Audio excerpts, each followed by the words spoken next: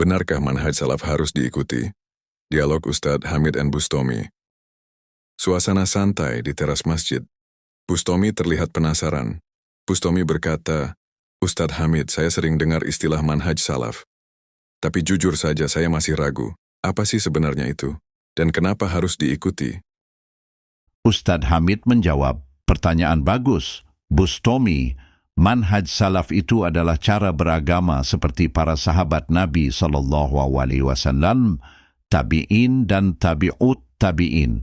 Bukan sekadar ikut-ikutan, tapi mengikuti cara mereka memahami Al-Quran dan Sunnah. Keraguan mulai muncul pada Bustomi dan bertanya, tapi Ustadz, bukankah yang penting kita ibadah saja? Salat, puasa, sedekah, selesaikan. Ustadz Hamid pun menjelaskan, nah, disinilah banyak orang keliru. Islam itu tidak hanya ibadah, tapi menyeluruh. Allah berfirman, Ya ayyuhalladzina amanu idkhulu fis silmi kaffatan. Wahai orang-orang beriman, masuklah ke dalam Islam secara keseluruhan. Jadi bukan sebagian, tapi semuanya. Bustomi bertanya kembali, kalau begitu, kenapa harus ikut sahabat? Kenapa tidak langsung saja ke Al-Quran dan hadits? Ustadz Hamid menjawab, pertanyaan yang sangat penting, karena sahabat adalah orang yang paling paham Al-Quran dan hadits.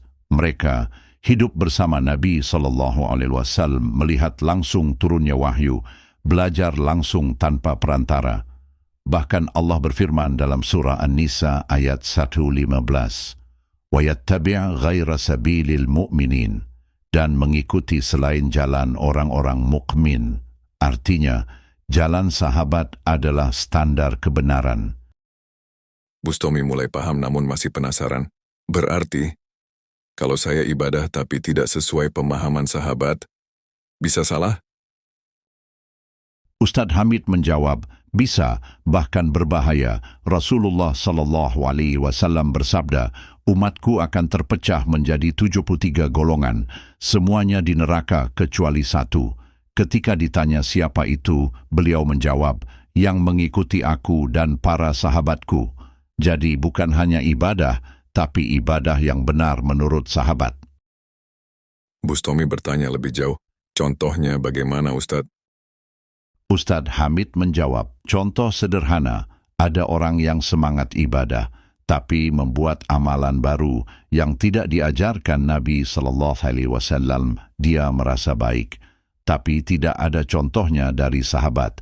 Ini bukan manhaj salaf, karena sahabat sangat hati-hati. Mereka tidak berani beribadah tanpa dalil.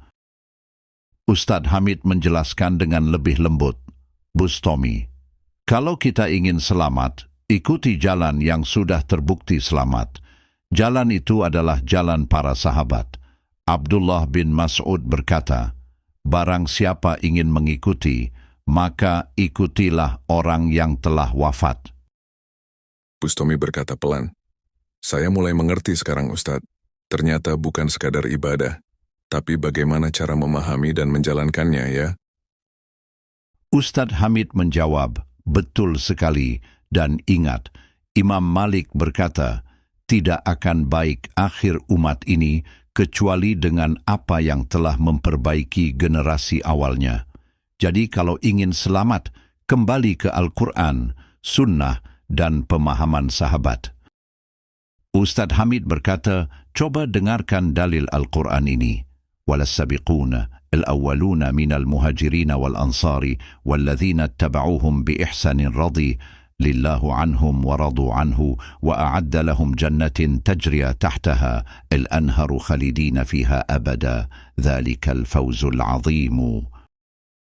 Artinya, orang-orang yang terdahulu lagi pertama masuk Islam dari kalangan muhajirin dan ansyar dan orang-orang yang mengikuti mereka dengan baik, Allah ridha kepada mereka dan mereka pun ridha kepadanya. Dan Allah menyediakan bagi mereka surga-surga yang mengalir di bawahnya sungai-sungai. Mereka kekal di dalamnya selama-lamanya. Itulah kemenangan yang besar. Surah At-Taubah ayat 100. Ayat ini mempertegas keutamaan para sahabat yang diridhoi Allah dan orang-orang yang mengikuti mereka dengan baik. Maksudnya, di sini adalah kita yang mengikuti mereka para sahabat. Hadits berpegang pada sunnah. Fa'alaikum bisunnati wa sunnatil khulafa'ir rasyidin al-mahdiyyin, tamassaku biha wa'addu 'alaiha bin nawajidh. Artinya, maka wajib atas kalian berpegang pada sunnahku dan sunnah para khulafa'ur rasyidin yang mendapat petunjuk. Peganglah ia kuat-kuat dan gigitlah dengan gigi geraham. Hadis Abu Dawud, Tirmidzi. Hadits perpecahan umat. Iftaraqatil yahudu ala 71 firqatan, waftaraqatil nasara ala 72 firqatan, وستفترق أمتي على 73 فرقة كلها في النار إلا واحدة. قيل من هي يا رسول الله؟ قال ما أنا عليه وأصحابي. Artinya, Yahudi terpecah menjadi 71 golongan, Nasrani menjadi 72 golongan, dan umatku akan terpecah menjadi 73 golongan, semuanya di neraka kecuali satu. Ditanya, siapa itu wahai Rasulullah? Beliau menjawab, apa yang aku dan para sahabatku berada di atasnya. Hadis Tirmidzi. Ustadz Hamid melanjutkan, hadits generasi terbaik, khairun nasi qarni, thumma alladhina yalunahum, thumma alladhina yalunahum. Artinya, sebaik-baik manusia adalah generasiku, para sahabat. Kemudian yang setelah mereka, tabi'in. Kemudian yang setelah mereka, tabi'ut, tabi'in. Hadis Bukhari dan Muslim. Jadi jelaslah bagi kita jalan keselamatan itu dengan perpedoman kepada Al-Quran, sunnah Nabi SAW menurut pemahaman para sahabat. Bustami, alhamdulillah jazakallahu khair. Saya semakin paham sekarang. Mudah-mudahan Allah Subhanahu wa Ta'ala senantiasa memberikan petunjuk dan bimbingannya. Amin. Di zaman penuh perbedaan, jalan keselamatan bukan pada banyaknya pendapat, tapi pada kebenaran yang telah diwariskan, yaitu jalan Rasulullah SAW dan para sahabatnya.